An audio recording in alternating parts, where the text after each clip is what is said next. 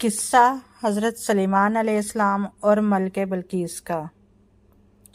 ہفت اقلیم کے نوعمر بادشاہ، شاہی محل کی بارادریوں میں بے فکری کی زندگی گزارنے والے اللہ کے فرما بردار وہ کم عمر نوجوان ابھی جوانی کی دہلیز پر قدم بھی نہ رکھ پائے تھے کہ ان کے والد محترم اللہ کے نبی اور بادشاہ وقت حضرت داؤد علیہ السلام انتقال فرما گئے۔ انہوں نے عمر مبارک کی صرف 13 بہاریں دیکھی تھیں۔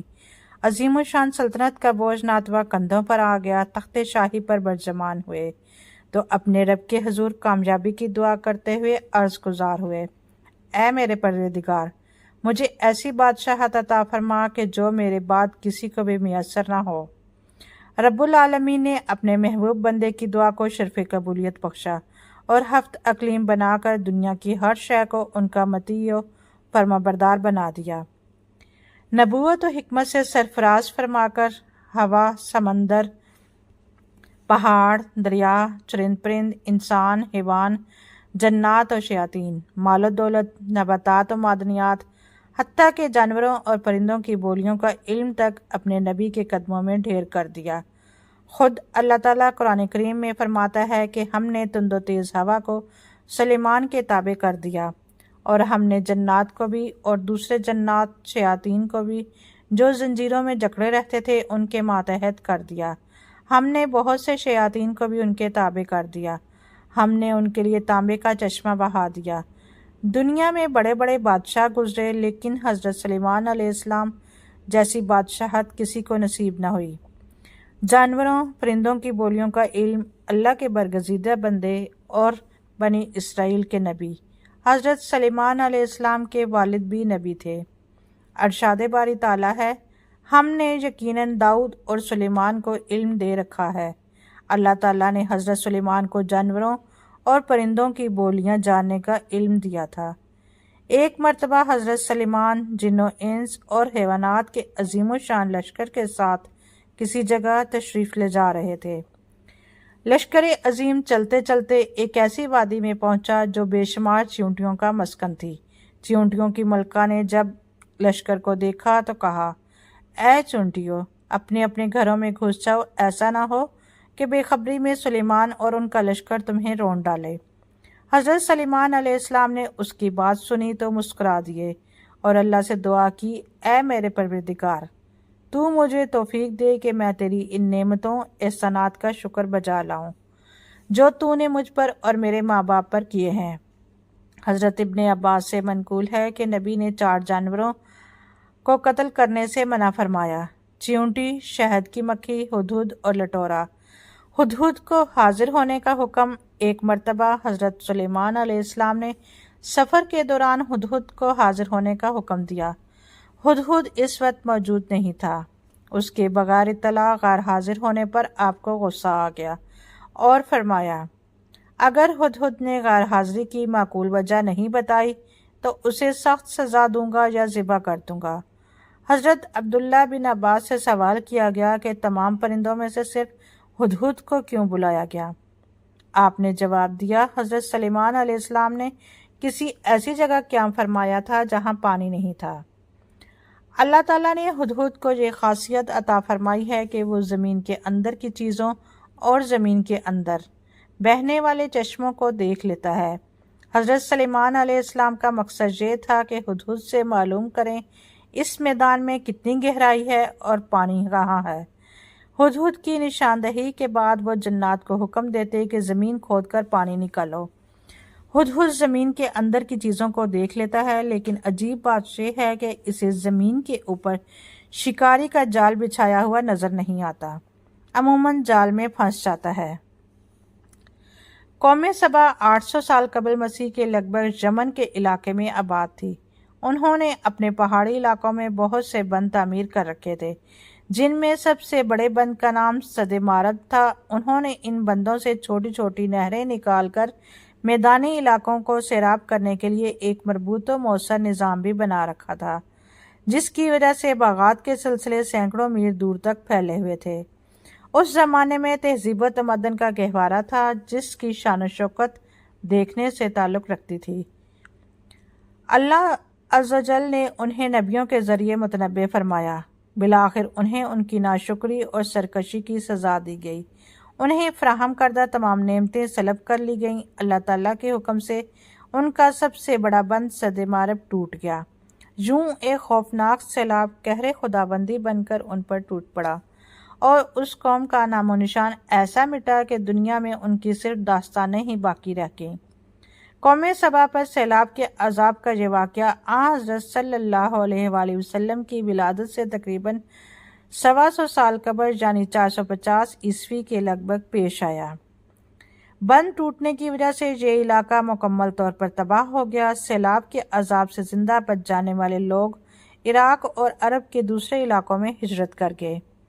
یثرب میں آباد ہونے والے قبائل اوس اور خزرج کا تعلق بھی یمن سے ہی تھا۔ ملکہ بلقیس کی ماں جنات میں سے تھی۔ ملکہ سبا کا نام تاریخی کتب میں بلقیس بنت شراحیل بتایا گیا ہے۔ ملکہ بلقیس کے باپ دادا ملکہ یمن کے بادشاہ تھے۔ روایت کے مطابق ملکہ بلقیس کی ماں جنات میں سے تھی۔ ان کے باپ نے ایک جن عورت سے شادی کی تھی جس کا نام بلما بنت شیان تھا۔ اس کے بطن سے بلقیس پیدا ہوئیں۔ اللہ تعالیٰ نے ملکہ بلقیس کو وسیع مملکت، شان و شوکت، مال و دولت، ہیرے جواہرات کے علاوہ خوب حسن و جمال بھی عطا فرمایا تھا۔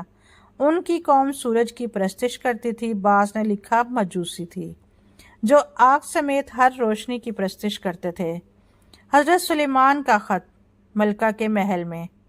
ہدہد نے حضرت سلیمان علیہ السلام کا خط لیا اور اڑتا ہوا ملک یمن پہنچا۔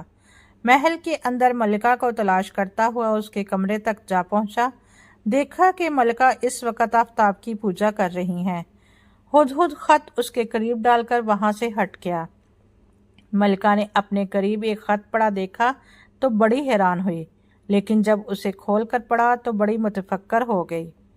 چنانچہ فوری طور پر تمام درباری طلب کر لیے۔ ملکہ بلقیس اپنے دربار میں ہیرے جواہرات سے مزین خوبصورت تخت شاہی پر برجمان تھیں۔ تمام درباری تجسس بھری نظروں سے ملکہ کی طرف دیکھ رہے تھے اور بے چینی سے منتظر تھے کہ ملکہ عالیہ اچانک ہنگامی اجلاس طلب فرمانے پر کچھ اظہار خیال کریں۔ ملکہ نے وسیع و عریض اور عالی شان دربار کے چاروں جانب ایک نظر دوڑائی اور پھر یوں گویا ہوئی: اے اہل دربار، مجھے ایک بڑا اہم اور باوقت خط فلسطین اور شام کے عظیم فرمانروا سلیمان علیہ السلام کی جانب سے موصول ہوا، جو مہربان اللہ کے نام سے شروع ہے، جس میں لکھا ہے تم میرے سامنے سرکشی نہ کرو اور مسلمان بن کر میرے پاس آ جاؤ۔ اے میرے سردار، تم اس معاملے میں مجھے مشورہ دو، میں کسی امر کا قطعی فیصلہ تمہارے مشورے اور رائے کے بغیر نہیں کرتی۔ اس پر وہ بولے: ہم بڑے زوراور اور سخت جنگ میں ہیں، اگر آپ کو اختیار میں ہے آپ خود ہی سوچ لیجئے کہ ہمیں آپ کیا کچھ حکم فرماتی ہیں۔ ہدہد قوم سبا کی خبر لے کر حاضر ہوا۔ ابھی کچھ ہی دیر گزری تھی کہ ہدہد حاضر ہو گیا اور کہنے لگا: میں آپ کے لیے ایک ایسی خبر لایا ہوں جس کا آپ کو علم نہیں۔ میں آپ کے پاس ملک یمن سے ایک سچی خبر لایا ہوں۔ میں نے دیکھا ایک عورت وہاں کے لوگوں پر بادشاہت کر رہی ہے اور اسے وہاں ہر قسم کی چیز میں اثر ہے۔ اس کا تخت بھی بڑی عظمت والا ہے۔ میں نے اسے اور اس کی قوم کو اللہ تعالیٰ کو چھوڑ کر سورج کو سجدہ کرتے ہوئے پایا۔ شیطان نے ان کے اعمال انہیں آراستہ کر کے دکھائے، انہیں صحیح راستے سے روک رکھا ہے، بس وہ ہدایت پر نہیں آتے کہ اس اللہ کو سجدہ کریں جو آسمانوں اور زمینوں کی پوشیدہ چیزوں کو باہر نکالتا ہے، اور جو کچھ تم چھپاتے ہو اور ظاہر کرتے ہو وہ سب کچھ جانتا ہے کہ وہی عظمت والا عرش کا مالک ہے۔ سلیمان نے کہا کہ اب ہم دیکھیں گے کہ تو نے سچ کہا ہے یا جھوٹ۔ تو ایسا کر، میرا خط لے جا کر اسے دے اور پھر ان کے پاس سے ہٹ جا اور دیکھ کہ وہ کیا جواب دیتے ہیں۔ قوم سبا پر 13 انبیاء کا نزول۔ علامہ عماد الدین ابن کثیر تحریر فرماتے ہیں: سبا یمن کے بادشاہوں اور اس ملک کے باشندوں کا لقب ہے۔ ملکہ بلقیس بھی اسی قوم سے تعلق رکھتی تھیں۔ اللہ تعالیٰ نے اس قوم کو بے حساب رزق اور آرام و آسائش کے تمام اسباب مہیا فرمانے کے علاوہ اپنے 13 انبیاء کا نزول بھی فرمایا تاکہ یہ اللہ کی وحدانیت کا اقرار، احکام کی اطاعت کریں، نعمتوں کا انعام و اکرام اور ان کا شکر ادا کرتے رہیں، لیکن وہ لوگ اپنی غفلت اور نافرمانی سے باز نہ آئے، یہاں تک کہ اللہ تعالیٰ نے ان پر ایک ایسے سیلاب کا عذاب نازل فرمایا جس نے ان کے شہر اور باغات سمیت ہر چیز کو ویران کر دیا۔